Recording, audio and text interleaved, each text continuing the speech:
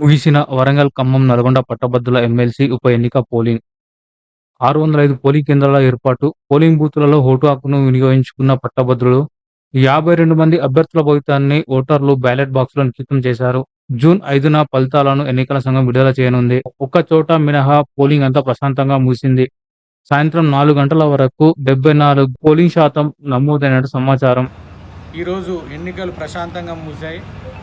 రేపటి రోజు ఎవరైనా గెలవచ్చు, కానీ ఈ 3 రోజులు జరిగిన తతంగాన్ని మర్చిపోయి అందరం కలిసికట్టుగా రేపటి తెలంగాణ అభివృద్ధికి అందరం కలిసి పోరాడదాం, పనిచేద్దామని ఈ సందర్భంగా తెలియజేస్తూ, అలాగే నాకు మద్దతు ఇచ్చినటువంటి పార్టీలకు, వివిధ సంఘాలకు మరియు నా శ్రేయోభిలాషులకు, మిత్రులకు, కుటుంబ సభ్యులకు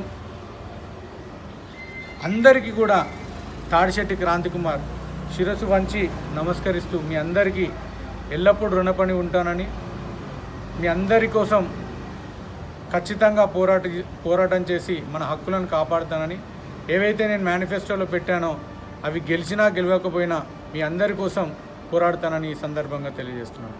ధన్యవాదాలు. మరొకసారి ఓటర్ మహాశయులు, పట్టభద్రులకు, విద్యావంతులకు, మేధావులు అందరికీ కూడా పేరు పేరున ధన్యవాదాలు.